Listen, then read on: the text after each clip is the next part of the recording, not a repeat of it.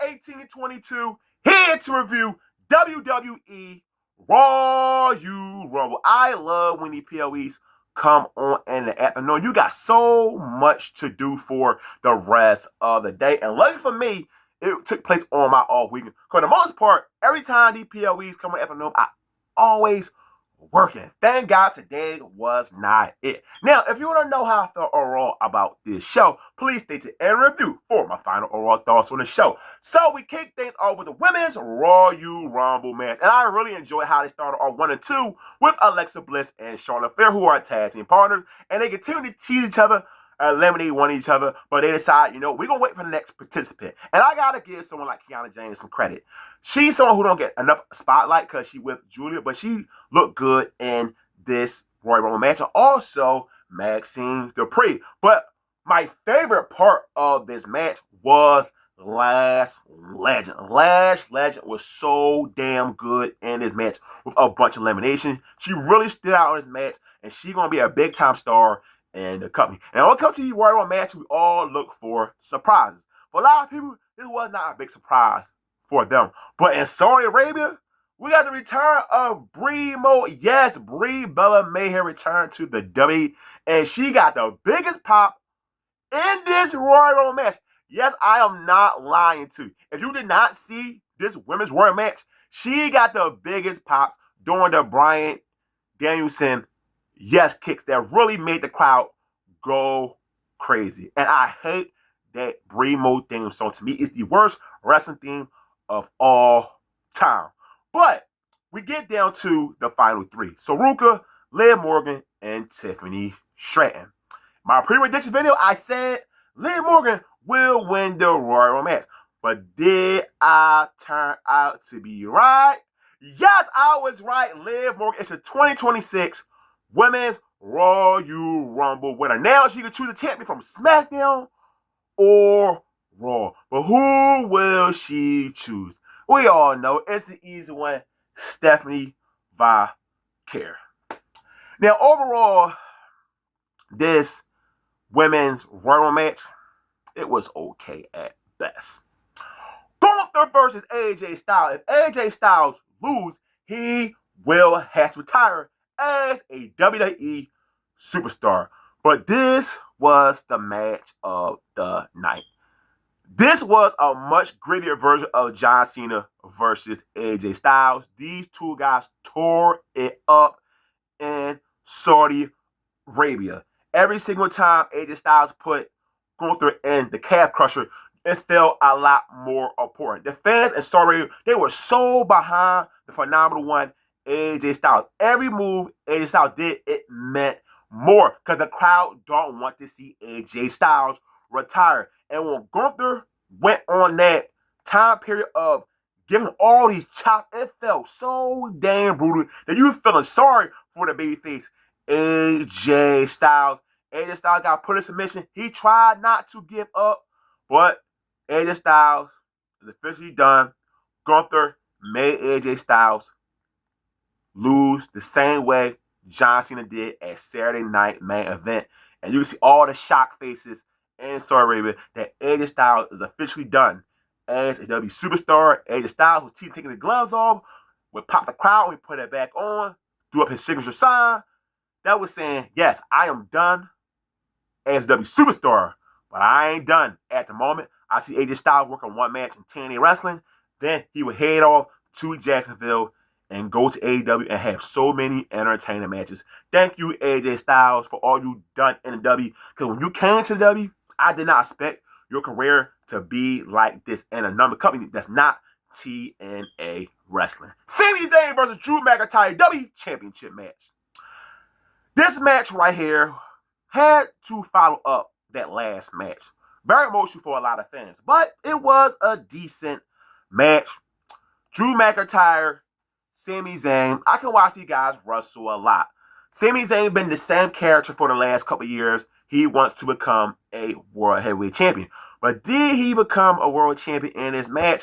Of course. Now, we all knew how predictable this match was going to be, but that's not a bad thing. We all happy that Drew McIntyre is still the WWE Champion. Now, Drew McIntyre is going to be the champion to WrestleMania. There's no way in hell he's going to drop the title. But will Sami Zayn get another opportunity? We will see. Now let's talk about the main event.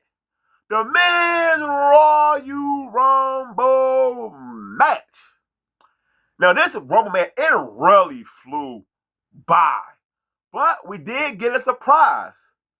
The debut of Powerhouse Hobbs, known as Royce Keys. I thought the company trolled us because on the Titantron screen, it said Powerhouse Hobbs. Then you see it break and it said Royce Keys. He did not get much of a reaction. I wish they debut him in America, but hey, that was their choice to do that right there. I love Obafemi coming out number 1. And number 2, it was Brian Breaker. He was supposed to be 1, but they messed up on a SmackDown episode that took place overseas, and they spoiled that he was going to be number 1. So then we get a guy in a black hoodie that took out Brian Breaker with a curb stomp, threw him back in the ring. Obafemi eliminated Brian Breaker. We all know who was behind that all-black outfit. Seth freaking Rollins is back. So there your WrestleMania program right there for Brian Breaker. I thought it was going to be a world title match, but it's not. And that's just fine for the rest of the year in 2026. Now, I did like how Obafemi looked in this match. And I got what I wanted, him and Brock Lesnar. But they did not give us too much. Because I truly believe this should be the WrestleMania program match for Obafemi, working with Brock Lesnar. And we got the return of L.A. Knight. And one of the things that really popped me tonight, a Grande Americano and the other Grande Americano. That should be a fun program heading into WrestleMania season. I'm really all for that right there, and I'm hoping we will get it. Now, this Royal Rumble match, it was definitely better than the women's one for sure. Roman Reigns came out. Every time Roman comes out, it just feels so goddamn different. That's why he's the OTC. That's why he's one of the top guys in the company. Drew McIntyre came out there to make sure Cody Rhodes did not win the Royal Rumble match, which is going to lead to McIntyre and Cody working a match at WrestleMania. I hope it ends up being a triple threat or a fatal 4. So, we get down to the end of this match. It's Gunther, who entered 30, which I did not expect at all. I hope it'll be Chris Jericho coming at number 30. So, Roman Reigns, Gunther. That's a good final 2 in your Royal Rumble match. And, by no surprise, your winner, the OTC, Roman Reigns. Now, Roman Reigns, I did see the clip on Pat McAfee's show. Yes, he was working, but there's still some truth to what he was saying.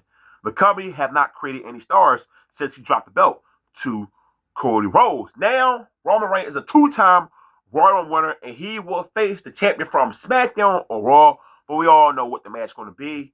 CM Punk versus Roman Reigns, and that's a big-time match. These guys got a lot of history with each other outside the ring and inside the ring. We all know about the past comments about Punk to Roman Reigns and Reigns comments to Punk. So, there's some real stuff outside the stuff between these two, which makes a good program. Now, a lot of people want to say, why not LA Knight? Which I totally agree. I wish LA Knight be the world champion, but I hope he will be. We got 11 months left in this year of 2026. So, I would say, overall as a show, the Royal Rumble was a solid show.